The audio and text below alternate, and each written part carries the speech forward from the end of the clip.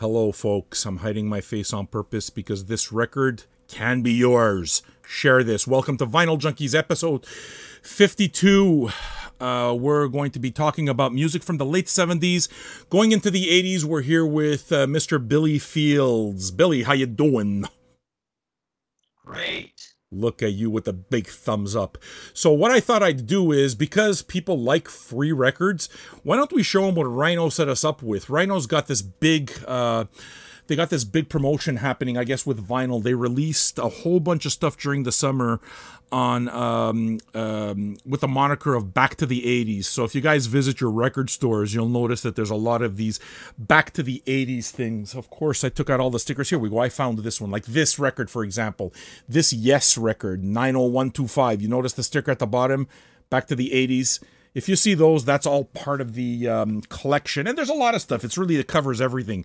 It goes from Alice Cooper's much maligned new wave period to Spandau Ballet and everything in between. I'll show you the four records we're going to talk about first, and then me and Billy are just going to blab on. You can win this compilation of new wave hits, which has all the big hits like Aha, you know which song, Duran Duran, Hungry Like the Wolf, The Cars, it's all there.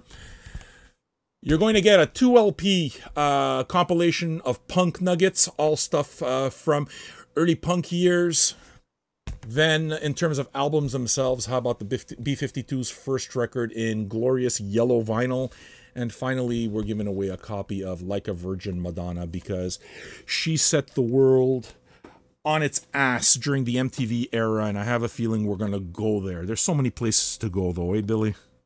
There isn't. I just want to mention that it's so perfect that Madonna Like a Virgin record is in white. Fine.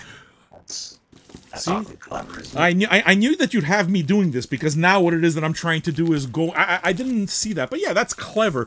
The colors, I think we've gone through this, right? I'm not really a color guy, but you guys have gone a step further. I mean, in this case, now I'm showing the Madonna one, so it's like very virginal white. It works. I figured just because we're giving away the B-52s, we'll show that it's yellow. But the one that worked the most, honestly, dude, actually, you know what? Yellow is yellow. Can I just talk about Yes for just 1 second? Absolutely.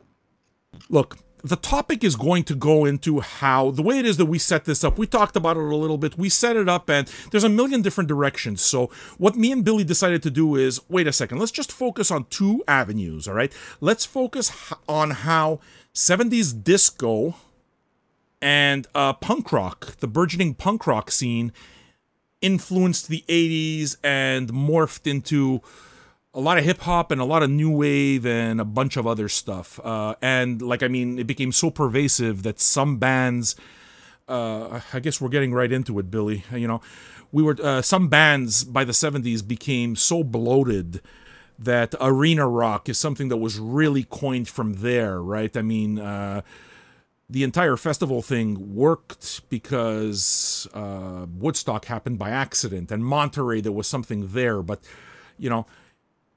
bands like Yes, started playing stadiums, and ELP, and so music became bloated, the entire scene became bloated, and on the other end of things, disco was bloated from the very beginning and was all about excess.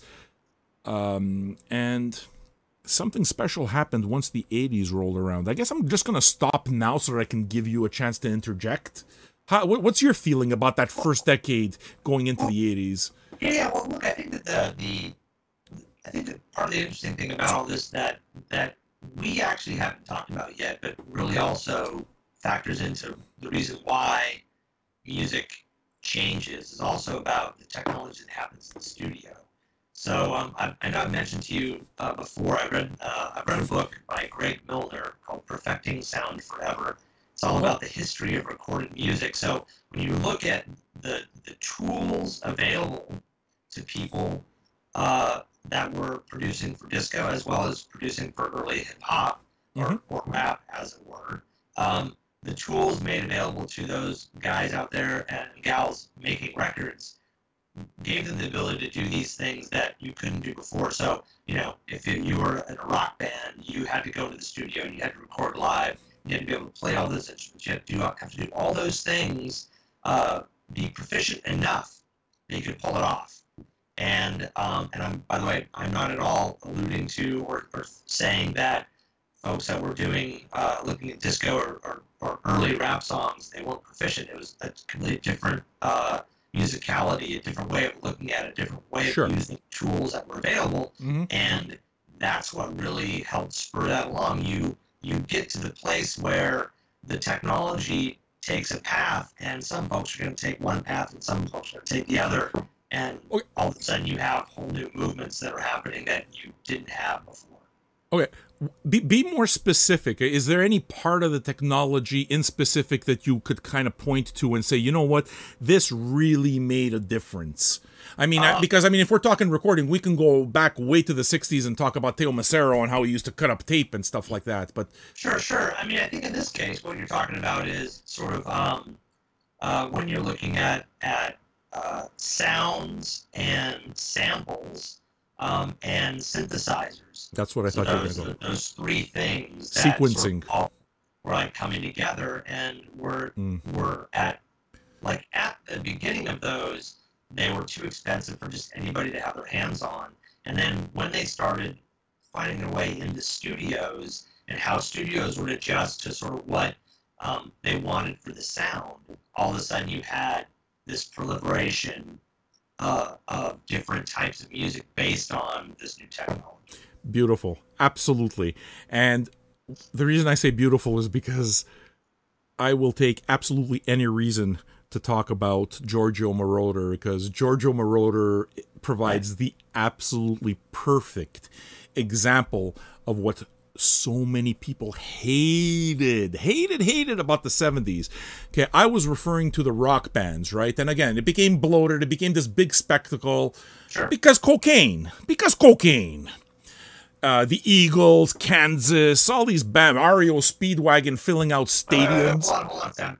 So what you're saying is it wasn't about the technology at all. It was about the drugs. Oh, fuck.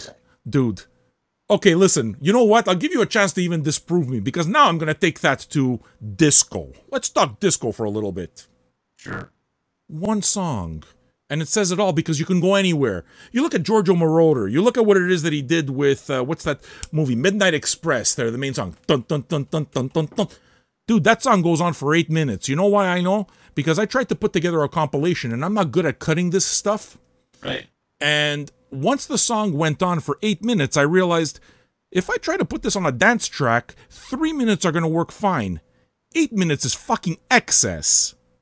And then you go a little bit further and you start thinking about all the extended disco mixes, right? That really put 12-inch records at the forefront, because it was albums back then, right? 45's albums. Now, 12-inch comes out. Why? Because you're able to stretch out all of the beats, including in disco. So you think of a song like Donna Summer. Again, Giorgio Moroder, I Feel Love.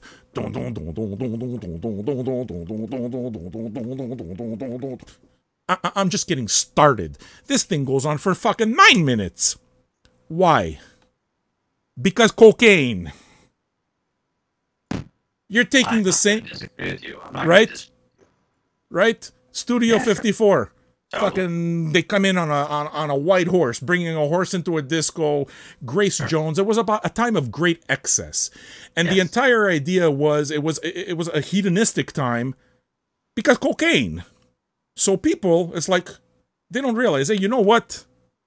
I've been listening to this fucking thing for 10 minutes now. It's got to turn off. No. It's just cocaine. So you just stay in the same beat. Just getting started, man. And it's just getting started.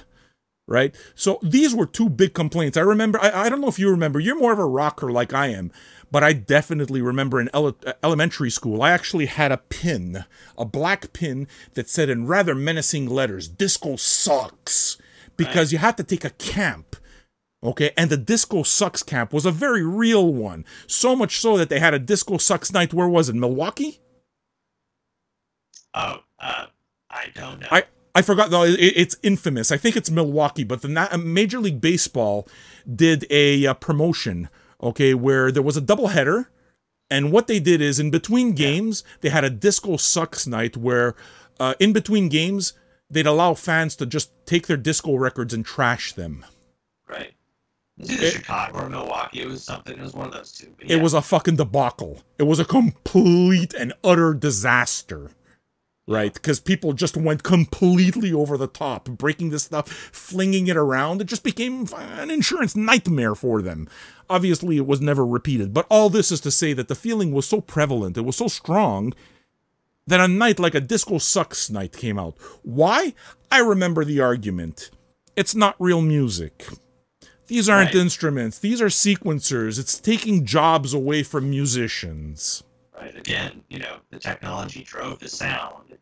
And then obviously the connection to whatever you want to call it, the nightlife, the drug use, whatever it might be.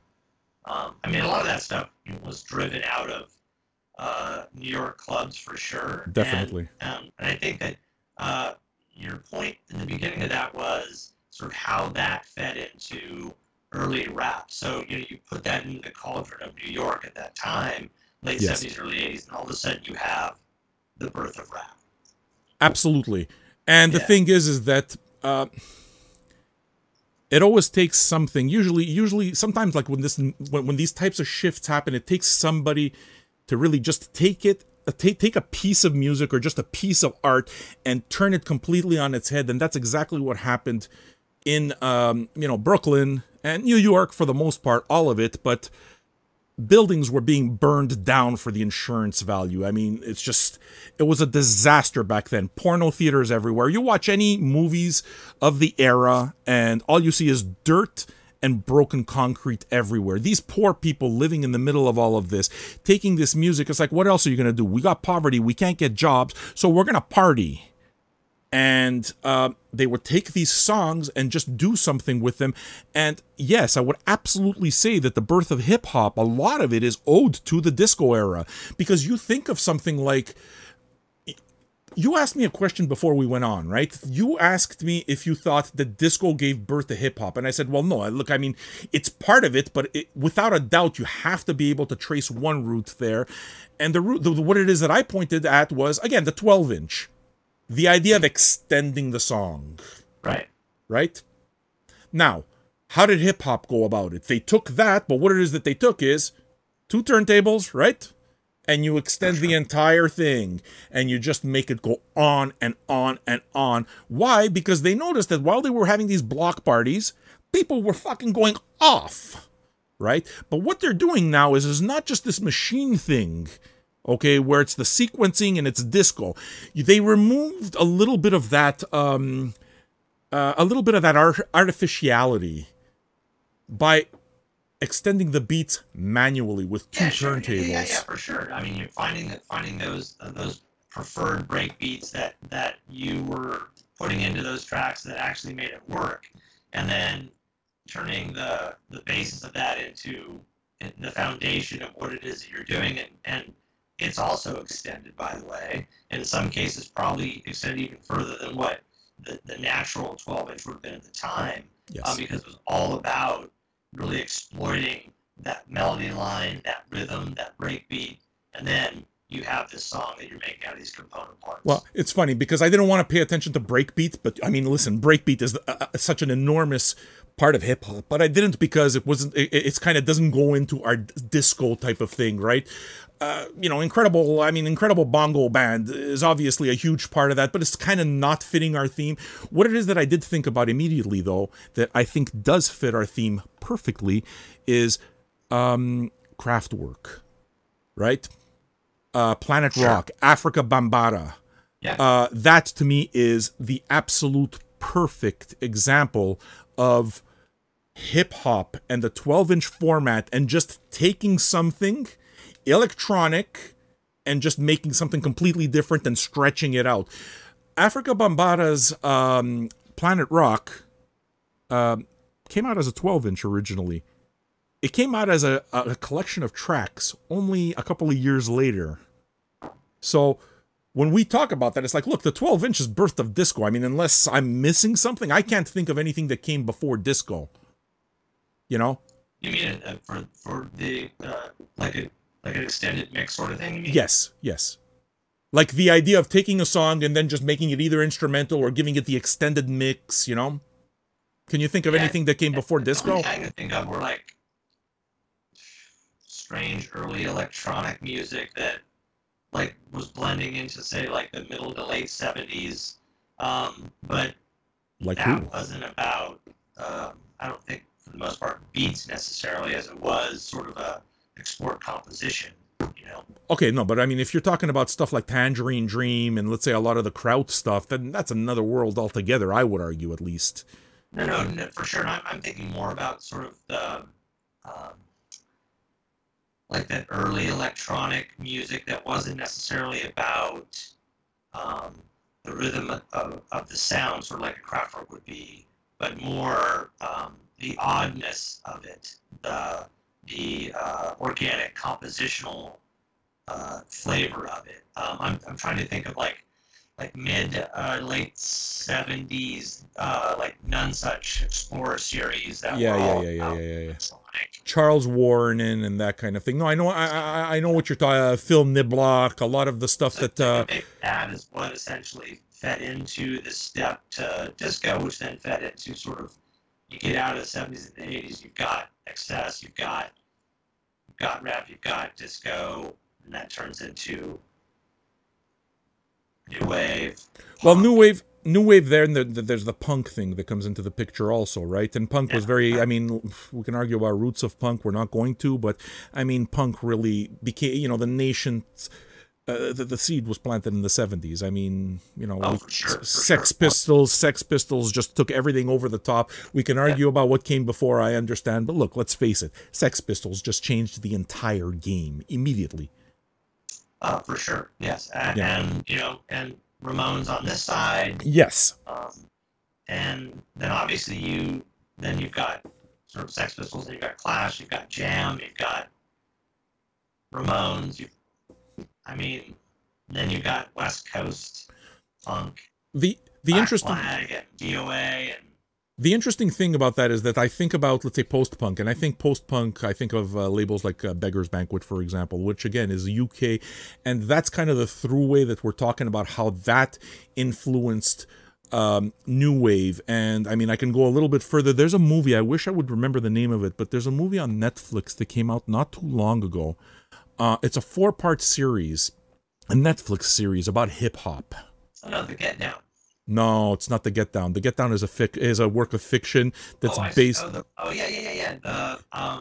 Not Sample This. Sample This is about Incredible Bongo Band. You know what I'm talking about? It came out last month. Yes, it's like the real story. Yes, that The Get Down actually fictionalized. Exactly, correct.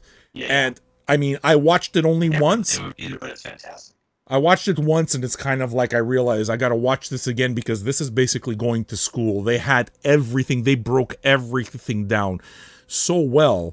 And a lot of what they broke down, when it came to the hip-hop side, how it is that a band like Africa Bambaataa and the Soul Sonic Force wind up coming across stuff like Kraftwerk is because a lot of the block parties at that time were starting to get packed as they saw that this was very successful and was attracting people, and a lot of that stuff was born in the gangs. That's another thing, but it became crowded. So a lot of these guys, it's kind of like, well, you know, we did something and now everyone's just doing the same old bullshit. We want to do something a little different. In order to do that, you have to go to a different area of town. So they'd wind up going to the bars where a lot of the white college kids would go. And they found that these kids were more open-minded. They were willing to try different things. And that's where it is that they started pulling out disparate type of,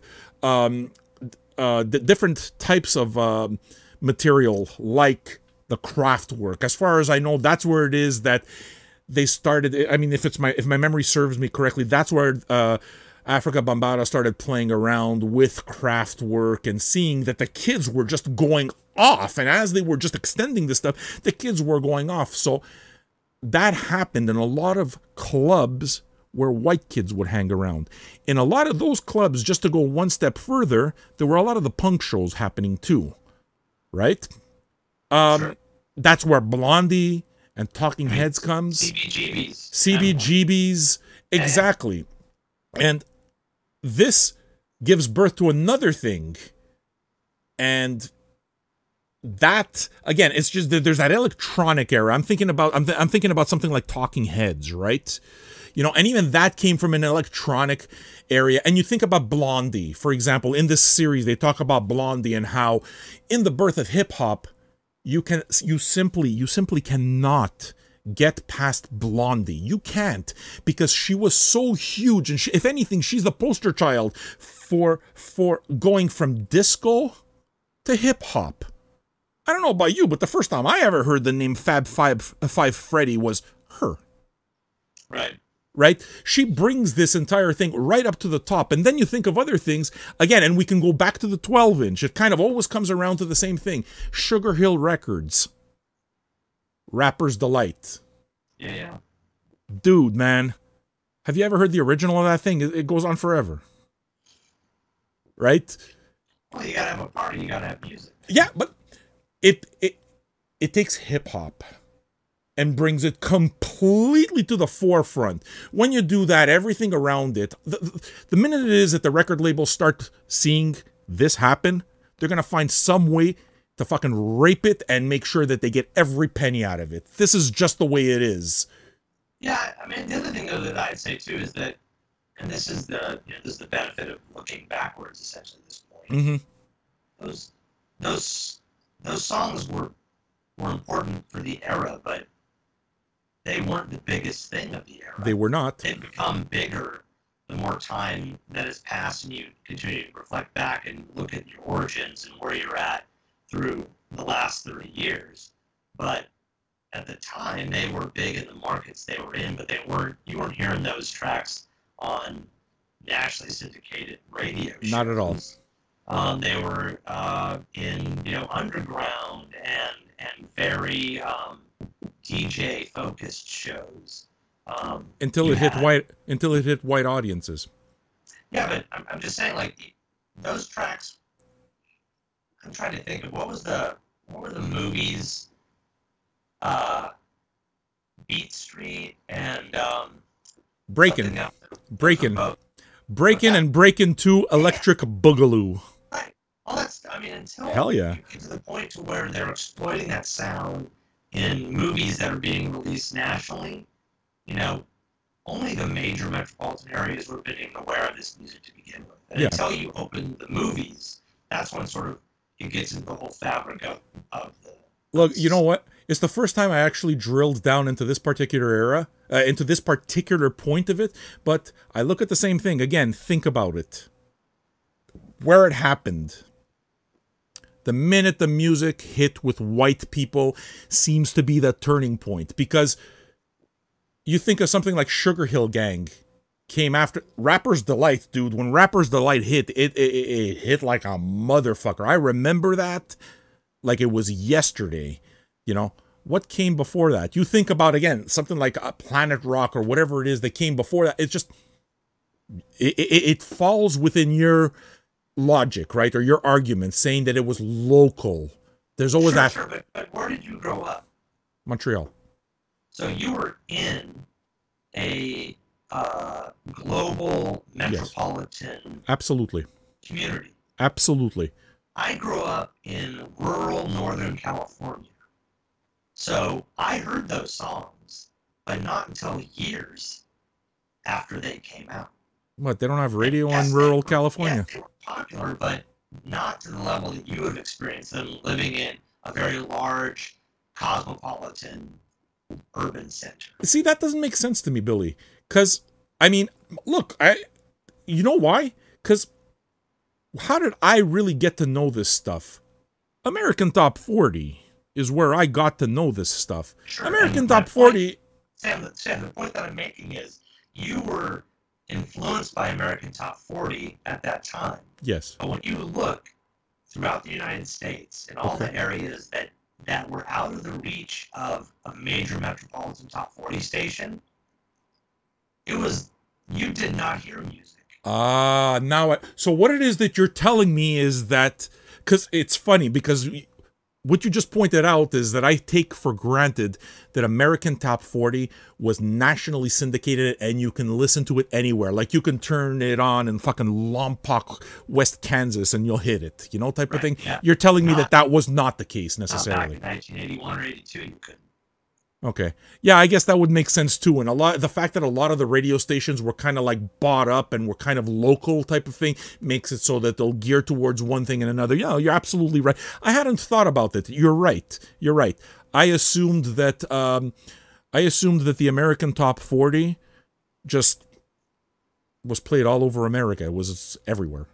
Right. I mean, don't get me wrong, it was that, but I think what probably had a bigger reach for those tracks was something like a Soul Train, something that was actually broadcast on television, or even American Bandstand, for God's sakes. I mean, I think the Soul Train was more into late 70s, early 80s than American Bandstand, but I don't even recall that at this point. But I'm thinking, like, once it gets to, like, on television, or you're making movies about it, that's when it becomes as mainstream as it's going to become. Yeah. Okay. And, you know, it becomes really easy for us to segue into, I think, something that both of us can point directly to as being the biggest game changer, the absolute biggest game changer to new wave and style and everything, MTV. 100%. Right? Because it's just... The reason it is that I'm segueing there is because when you're talking about an American Bandstand, which was more geared towards the white audience, and Soul Train was geared more towards the black audience, and there was a little bit of a competition between both of them and stuff like that, it was still just a weekly show. Now MTV comes into the picture, and they're going to broadcast music 24 hours a day. Right. So these bands, it's like, are realizing, all these artists and these labels are realizing, hey, wait a second, what it is that we're able to do over here is film a 4-minute commercial. And we can sell a ton of records on this because now they're not just hearing it, they're seeing it also. And I mean, it worked. It worked, right? Absolutely. You were stuck to, I'm sure you were stuck to MTV as much as I was. Yeah, but you know, it's funny. I want to say that I did not start to really be able to see MTV regularly until 83 or 84. And I think MTV maybe started in 81. God, I can't remember actually, to be quite honest, but I know it was a couple years later until I was actually able to see it on a regular basis. All right, let me hit you with a piece of trivia you're going to get immediately. What was the first video ever played on MTV? You know it. Oh, yeah. What is it? Video Killed the Radio Star or something? The Buggles, yeah. Video Killed the Radio Star. It's a beautiful start, you know. That was done. It did. But what happened there is that it wasn't just the week anymore. It was on all the time, and you could repeat. Basically, you could now treat television the way radio treated music. Television could treat music just like radio did, which is to say that it's no exaggeration. You'd see the same videos on a loop, the same dozen videos on a loop over and over and over and over again. Yeah, and that's absolute. In the early days, there weren't any videos. Nobody had them. Yeah, well, videos started just coming into the picture pretty quickly after that. But you think about a lot of those early videos, and that's where new wave really took hold. Absolutely. You know, what would, like, I think about Aha, Take On Me. Yeah. Take that video away from it. I mean, it's a brilliant video. But take that video away from that song. Does it become the song it is now, where people are still playing it? I'm not sure. Yeah, I don't know, man. That's a good question. I think that I think that it would have, and here's why I say that. Another song that was made a hit because of MTV, which is obviously Flock of Seagulls, I Ran, right? Oh yes. No one wants to. I mean, I don't want to be disrespectful to my buddies in Flock of Seagulls, but I don't think anybody is out there trying to put that into their 80s mixtape. But they are Take On Me. So does that prove that maybe there was strength in the track and strength with the visual that made it a hit, but the song itself is what actually sustained it. Because while Flock of Seagulls are on tour right now, a catchy and great song, and an odd, weird video with his hair, you know, the outcomes have been a bit different for both those bands. I don't know, because I think that Flock of Seagulls totally fits there, and I'm pretty sure that as people watch this, they're going to say, ooh, you got to be kidding. Flock of Seagulls is always in my 80s mixtape. I would think. I mean... No, I'm not saying it's not your 80s mixtape. What I'm saying is it does not have the relevance today in 2018 that Take On Me does. Gotcha. Okay, yeah. Okay. Never. That whole idea of like, you know, does a song or does a record, does it actually hold up? I'll give you a great example of this. So, you know, I've already told you I grew up in a very small rural community in Northern California. Yeah. Iron Maiden was a very big deal for me growing up. And in fact, hell yeah, because of sort of what my family listened to or didn't, for that matter, and I didn't have older siblings that were big music fanatics. I knew about Maiden, as an example, before Led Zeppelin. Really? Because of there's a lot. Because you didn't have any history before that. There were no siblings. Correct. Okay, gotcha. Correct. Fair enough. So that makes sense. You start from a place and you go backwards. So anyway, Number of the Beast and Peace of Mind were both really important records for me. Peace of Mind especially. 1983. It was just, there was a time in, you know, it hit me square in the middle of high school. And until about, I don't know, probably 6 months ago, maybe 9 months ago, had not listened to that record again. Walked into my local favorite used record shop. They had super clean copies of both those records because I didn't actually keep them from the reissues you're talking about, because the reissues came out a couple.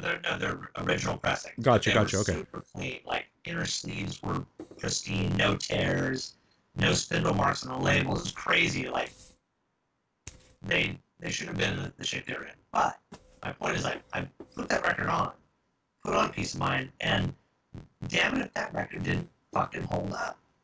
It's like, they all hold up. This record actually holds up. I can't say that for everything that you fell in love with in the 80s, but some things hold up, some things don't. Flock Seagulls. Yeah, okay, but that's the one-hit wonder. That's the one-hit wonder thing, which happens everywhere. And you know what? I never thought I'd be the one saying this, but heavy metal is another subject altogether, and it's another episode. Metalheads are all really happy that you mentioned Iron Maiden, but we're trying to focus on the cheese here, brother. I got it. I'm sorry. I didn't I can't believe that I'm the one talking about this, because obviously I want to start talking about that, but we can't. We have to stick to how... We have to stick on how this synthesized sound from the 70s just morphed. Get back. Yes. Let's just smell the gorgonzola a little bit more. The synthesized sound just made it so that, along with MTV and giving that visual, made it so that music changed completely, and rather than bands just really fighting it, they went with it. And the example that I use, there's so many. Okay, I think of Rush, Grace Under Pressure. I mean, it's not Xanadu. It's definitely not 2112. You know what I'm saying? It's not. Rush is a completely different band at that point. When did Grace Under Pressure come out? 1983. Right. I look at this record here, which I'm showing right now. I'm showing Yes, 90125. Yeah. I think this one came out in 83 too. This is not the same Yes that was happening in the 70s, because Yes that was happening in the 70s was the polar opposite of this. You know how it is that we were talking about rock and roll becoming bloated? Rock, crazy science fiction-y stuff. Yeah, Yes was a case study in bloated arena pomp rock. Right? And then they come out with 90210. No, sorry, that's whatever. 9021125. I'm thinking about Van Halen. That's another monstrosity. But they're not even trying at this point to sound like old Yes at all. It's just, no, this is who we are now. And their sound changed completely. And this happened across music. ZZ Top. Yeah. You know what I'm saying? Oh, totally. I mean, think about, was it Van Halen had keyboards on 1984 first 1984, time, right? yes. It was just like, what? Yeah, actually, that was... I'm actually showing right now the Tricolor 90125. Because, you know, I'm not a color guy. And I guess if I can nerd out just on records for 1 second, I saw these before you sent them along. Yeah. So I knew, but the thing is, I knew that they were coming. I knew that the all the Back to the 80s stuff comes out. So this Yes record, I see it, and somebody on Vinyl Junkies posted it, and I saw the Tricolor vinyl. And I can see with certainty that it is the first time I was excited about receiving this record. Like, I didn't even know that I wanted this record or that I needed it in my collection until I saw it colored. In other words, this is the one example where I would say that color is absolutely what would have sold the thing to me, and that's why I would have bought it, because the color is clever. It fits perfectly. By the way, you also need to look at the Time Ice Cream Castle's color. Neapolitan ice cream, yes. Because it's colored by like Neapolitan ice cream. It's, you know, so there was a little bit of cleverness there. I liked that a lot, but this, I didn't realize that I needed this record. And I hadn't thought about this record since the 80s, because I spent most of the 90s, really most of my life, trying to forget a lot of the 80s, right? Now this stuff comes out, and for me, it's like when I see Back to the 80s and stuff, okay, I see 90125, I can understand that. I see B-52s, red vinyl, perfect. The first one, yellow vinyl, perfect. But then I see stuff like, we were talking about, a Spandau Ballet. They put out a Spandau Ballet 2 LP set. And I'm not able to understand that. Aha, again. Hit? I'm sorry? What's the hit? On Spandau Ballet? Yeah. I think it's, is it called True? It is. Dun, dun, dun, dun. But don't sing to me, Sam. Stop that. I know this much is true. Did you know that Toto is going to be doing a cover of a Weezer song after Weezer did a cover of Toto's Africa? I read that today. That's awesome. I did not know that. Well, dude, you gotta hang around with me. I'm a mover and shaker. I know all this stuff. What were we talking about? Is that like a meme inside of a meme or something? Or is it like a troll of a meme? Or what do you mean? I sing that to my daughter. She's 12. She's got a secret crush on Justin Bieber. Oh my God, if she watches this, she's gonna fucking kill me. She's got a secret crush on Justin Bieber. So I just sing that to her, and she wants to completely tear my beard out every time. I think I would understand that. Yeah, I know, but now we've captured it on this show, and you've basically caused me to traumatize my child, Billy. I'm sorry. So let's Shame. get back. Go with it. You got the baton. Well, listen, one of the things I wanted to talk about was, you know, you talk about like in the new wave and sort of what happened with that sound coming out and say disco into that. And then I also think there's this piece, and obviously it's not new wave. I'm not really sure how you characterize it. Although maybe at the time that is what it was called. It's sort of like the change from Bauhaus to Love and Rockets, the change from Joy Division, you know, for obviously very sad reasons, but from Joy Division into New Order, and then you've got things like Depeche Mode, and you have all this other like very electronic. The whole Sire Beggar's Banquet thing. But I'm just saying, but is it? It's not. I don't know if I consider that like in my like intellectually as new wave, but I suppose that was all had to be a part of it, right? Post-punk? It seems to me like, you know, I guess if we really had to look at it, I never thought about it either. And again, you know, we're just kind of talking here. It's not like we're trying to say that it's this fast and, you know, just this fast and rigid is what it is. But it seems to me like maybe, I don't know, new wave seems like mostly an American thing versus post-punk, which is more of a UK thing, because you think about all the bands you just mentioned, and they're all UK bands. Well, Depeche Mode, yeah, I guess so. I mean, I for some reason I always think of Depeche Mode as LA, but yeah, you're right about that. Right. I mean, that could certainly be a way in which the genres were sort of demarcated that way. Right? Well, think about it, right? Because when we're looking at this, disco was very much I mean, okay, Italo disco, that's another thing. But in terms of disco, disco was very, very much an American thing. Right? Punk started out there in the UK. You look at how this kind of music morphed. That exact through line. You take what's happening on the UK charts, and the UK is top of the pops. It exists on a different plane versus the way it is that it happened in the United States. And you see that a Talking Heads probably couldn't happen anywhere but in New York. You know? And Susie and the Banshees. They definitely be made about that, about a lot of bands, right? Like, of course. The Ramones be from anywhere else but New York. I mean, yes. Yes. You know? But to me, I don't know. That's the only thing that I can come up with. But yeah, you're right. I mean, I think about a lot of that music from the early 80s, and I was listening to some of it, but it was completely different, for completely different reasons that I would be listening to any American music. So, I mean, I think about those old Cult records. Those are really the ones that get me the most, right? The Southern Death Cult, right into the really, really early stuff. I mean, there's nothing American about that. They have that sound, you know. Especially, what is it, Southern Death Cult, I mean, all that stuff was late 70s, early 80s, and then Love was 83. 83, man. 85? 83. Really? 83. What's it called?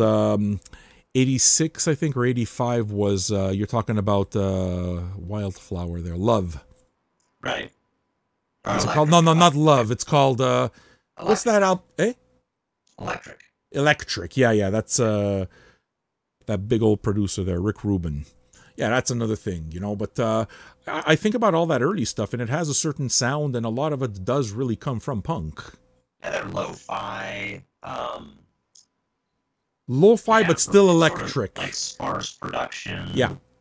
Almost, it's interesting, you know, because like on our side, you maybe like say some of this stuff turned into like indie rock, and then you start getting that sound of, which obviously comes out of punk. That whole like DIY ethic, do it yourself, and don't worry about, you know, making it pretty, just make it raw. Yeah, the whole zines subculture, you know, trading tapes amongst each other and making these. Oh, what a great scene. We're going into punk like crazy now, but yeah, definitely. But okay, go ahead, say something. And that's, I mean, I think that, like, when you look at sort of like the DC scene in the US, you had the UK punk scene, you had the Los Angeles punk scene, all this stuff happening so quickly, sort of almost like it feels like it was no longer relevant. It was done by the mid-'80s. Yeah, it happened fast. That's not true entirely, but that's kind of what it feels like. Like, all that happened, and it was really hot, and it ran for, you know, late 70s, mid-late 70s to mid-'80s, and then then you got what? I'm not trying to take us back to the rock thing, but then you got, like, you know, things like Metallica coming out in the early 80s that were certainly connected to absolutely. Yeah, that's another show, man. Seeing from Black Flag, Dead Kennedys, Minor Threat, all that stuff. I can't believe I'm the guy who's got to fucking cut off a metal conversation and say that's another show. What's wrong with me? You know what it is that I want to talk about to get it back on track? Can I talk about Cameo? Can I talk about the Gap Band? Can I talk about Rick James? That's the thing, like, I can't believe how many different sort of tracks and genres and full-on movements came out of the 80s. Oh, yeah. I don't have fond memories of necessarily the 80s as a, like, oh, that was a great decade. But for music, yeah, definitely I don't get that feeling. Holy shit. Oh, yeah. So much was going on. Oh, yeah. But funk, actually, that's where it is that I can go from disco to funk, because to me, that's where I know that period a lot. I love funk. But disco changed funk forever. Absolutely. You think about late Funkadelic records, Uncle Jam, is basically remaking the album with fucking, what's his name, Dewey, you know, the Black Panther type of thing. Everything became disco-fied, and even when it went into the 80s, it became something else, and Prince and Rick James and, you know, Michael Jackson went in a... Jackson. Yeah. Michael Jackson, just all of that stuff went in another direction. But think about the sound. Dude, that sound has been put through a disco filter. There's no doubt. Without disco, that stuff doesn't sound the same. Rick James doesn't sound the way Rick James does, right? Exactly. The Gap Band doesn't happen. I think of even the go-go scene, you know, short-lived go-go scene in Washington. It doesn't happen because it's just that disco filter just changed everything. So, have you tried listening to You Dropped a Bomb on Me? It sounds like the original just sounds like an extended mix. It's exactly... All this is to say that it's just... You know, there's like the dance music just pervaded everything. And you think about a band like the Gap Band, or you think about Cameo, you think about... It was a lot of, you know, mostly dance-oriented music. It wasn't coming from the same place that a lot of... you know, the harder R&B or soul stuff was coming from. Yeah, totally. You know, it was party music, man. I mean, it was party music, or party music, or dance music necessarily, because I don't want to take it down to that sort of genre, because that's not really what it is, but definitely party music. Yeah, well, the thing is that it became a different type of party, and the party production, just the production, just changed everything. Disco changed everything. Production went from earthy and even, you know, live and trying to capture the moment to as clean as possible. And of course, we can look at the fact that analog became digital. All that was starting to change. The way the music was recorded started to change, and suddenly, and we can go right to vinyl when it comes to this, because that's the birth of the CD, right? Because this vinyl was the only way that music was put out during this entire time. And we got used to the noise and we got used to everything. Now CD comes in and digital comes into the picture. And what they're going to tell you is, you know what? We're going to wipe all the schmutz. Here, you see this window over here? We're going to wipe away all this dirt that you've been looking through. And we're just going to give you a nice clean pane of glass so you can finally see. And they sold us all. They got us all. Yes, they did. Right? Yeah, yeah. Does that happen? You mentioned the same thing I did earlier, which is the technology changed. And that led to sort of this switch or this move in how music sounded. And obviously the way it was produced to sort of get that sound. Sure. Well, that's new wave, right? It's so wild to think, like, you had something like Police Synchronicity in the early 80s. Oh, yeah. And then you also had Michael Jackson Thriller in the early 80s. And then you had digital come in. What, the first fully recorded digital album was what? Was it Dire Straits, Brothers in Arms, I think? That sounds about right. But wasn't that like 85 or something? That sounds about right. And the video, right? We're going right back to MTV. Who can't remember the video? Right, exactly. And then CDs don't really start really blowing up until like the late 80s into the early 90s. But I don't want to go that far in the 80s. You go back and you look at sort of how that run of records, you know, both UK, so you've got Sting and Police, Stuart Copeland, all that in the early 80s. And then you also have things that are coming out just a few years later, and it's Dire Straits. I don't know. It's I mean, obviously Dire Straits had other records before Brothers in Arms, obviously. Of course, no, but you're right. But you see, it comes back to what we're saying about how bands completely they changed so radically. They weren't the same band anymore. And we're just, think about it. It's like we're not even trying, and we're coming up with these bands. Dire Straits. Yes, ZZ Top. And if we start Rush, we start thinking we're going to come up with a whole bunch where it's like the 80s is an anomaly. And think about it. One thing, what's always the same throughway that brings the UK back to the States is, dude, Production, digital. That's Yeah. what happened. Digital happened, man. The synthesizer is what happened. Yeah. You know, and that's one thing that you see common throughout that entire scene, I find. Does that sound about right? I mean, unless we're talking about rock, right? For sure. I mean, I think that, you know, the same thing, you could say that about sort of the way, like, the drum sounds on rock records, even, when you start looking at the more mainstream stuff. Oh, yeah. It was all about the pads. Everyone had the pads. No one played drums anymore. Well, they were certainly moving away from it, yes. Well, let's just say, yeah, actually, you're right. Let's just say that I remember those were big concert years for me. And I don't remember any stage setup, and that didn't include a pair of electric drums. So drummers now played two kits. Right. They played the regular kit, and they played the electric kit. And I gotta say, very often the electric kit was bigger than the regular kit, you know? Because I guess every pad made a different noise, and it allowed them to be fucking the Tito Puente of electric music or something. Right. Dude, what do you say we close on one last thing, and you're the one who started? Unless you have something else you want to add? No, what I want to ask you, and I did this before, but I'm gonna start it, and then I'm gonna ask you.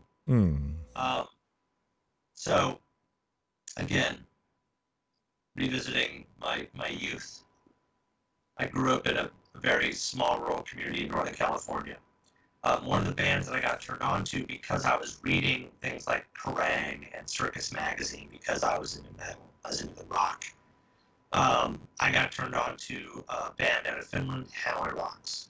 Oh, yeah. So, back to Mystery City, which is the record that I got turned on to first from them and made me a fan. That was 83, I think, is when it came out. But that's a band that most people don't remember. They don't have any recollection of. None of these songs are on their mixtapes of the 80s, even the rock stuff. And frankly, their claim to fame at this point is, and I didn't want to the drummer died. It's a horrible thing, is that, yeah. Razzle Dingley was killed by Vince Neil. That correct. They are an asterisk in music. Yeah, and yet, back to Mystery City, that record holds up, and there's a lot of Clash in that record. Mm-hmm. There's a lot of really thin, sort of lo-fi production in that record, and that could be, again, you know, it was recorded and produced in Finland. That could have something to do with it, I imagine. But you know, there's definitely like Clash in there. There's definitely like sort of, I'm not gonna say new wave because that's not true either. But there's like definitely some not UK, not US. It's Hanoi Rocks. They had their own thing, and they were the precursor to hair metal. You know, that's a band that you could say, like, you could win a trivia contest with that because nobody pays attention. No one knows what that is. So my question to you is, what's the band that, you know, of this era that you think is your own private little discovery that no one still even knows about to this day? What's the band? I wouldn't say that it's my private thing, but yeah, one record that just held up forever for me, and I'm showing it right now, is Icicle Works. And, you know, my first recollection of Icicle Works was one song and one song only, Whisper to a Scream. And I can tell you that my recollection isn't of listening to it on the radio. It was those early days of music television. Yeah. And watching that video of those guys sing a really catchy song with all of these leaves swirling around them. And it's just, we are, and it's just, I'm not gonna sing it. I'm not gonna sing it, but it was really good, and it left an impact on me. Okay, right. Now, one hit wonder is definitely what I thought, because it was one great song, and to me, right. Let's say I have my summer pool thing, right? I got a summer mixtape that I make at Spotify. That's on it. There's no doubt, because that's to me one of the best songs. That's a one hit wonder, quote unquote. And that's really amazing. Another one that I think of immediately is Rockwell, man. Somebody's Watching Me. Dude, I love that song. I love that song so much. Or Frankie Smith, Double Dutch Bus. Right? Really hip-hop again. We haven't even talked about Herbie Hancock. Oh, Rocket, yeah, for sure. What he was doing in the 80s. Yeah, well, that was 70s, early 80s, that flew over the head of a lot of people. People were like, "What the fuck? This guy's winning a Grammy? Rocket? This guy's winning a Grammy for that?" Right. Come on, I'm sorry. I heard the argument all the time. Of course, now you realize that he's eons ahead of his time, like he's always been. He has always been. As he's always been, right? But yeah, to get to get to it for sure. For me, it was Icicle Works, and I loved the song. I knew only the song. And then I came across a collection. You know, people know that when you collect vinyl, you come across a lot of collections, right? So somebody, actually a friend that I still see, Erica Johnson, gave me all of her records from her childhood, from kids. She kept only a couple of them, but this was in it. And, okay, Icicle Works. So I put the thing on, Whisper to a Scream, over and over and over again, because to me it's one of those songs that I can listen to over and over again. It's one of those for me. See, what happens eventually is you forget and you got shit to do, so the album keeps playing. So then it starts playing this next song. It's like, okay, was it good? Wasn't it? I don't know, maybe not, but from force of playing this Whisper to a Scream all the time, I'd hear the second song more. You start becoming familiar with the second song and you listen to it. You know what? All right. I like the second song. Now we're going to listen to the whole thing. Then it goes to the third song. Before you know it, you're listening to the entire album. It's like, okay, this Icicle Works record is a record I would not pick up in a charity shop. You know, if not for that one song. I'd never think of it. I bring it, and as we were doing this show, I knew that we were going to talk about New Wave, and I knew that we were going to talk about what we were going to talk about, right? And a big part of it is making that mixtape. Okay, the Spotify mixtape is just a really cool way for people to get a throughway of all the stuff that we're talking about, because it's all there, and, you know, people can listen to it, and maybe they don't want to listen to the podcast. They just want to listen to the music. It's there, right? And I put Whisper to a Scream on it. So all this is to say that I took this record out, and I'm not just going on memory here. I played this record twice this week. Not once, because the first time is always, you know what? Maybe my head was a little fucked up. The album's not any good. I'm going to listen to it now, and I realize it's a piece of shit, other than that one excellent song. No. It made the cut, didn't it? I played it, and it is now a solid 80s record for me, and definitely, probably, out of all of those cheesy records, and you think of the Kaja Gugus and fucking Ahas and all the rest, too shy, hush, hush, I knew why. You know what I'm saying? Right? And on the other side, you had the fucking Fine Young Cannibals, good thing, you know? Icicle Works is the one that I'm pretty sure I'm going to probably listen to for the rest of my life, and the one that caught me most by surprise, and it had nothing to do with vinyl.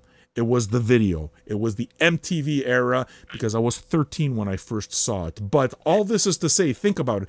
I haven't seen the video, excuse me, I haven't seen the video in 25 or 30 years.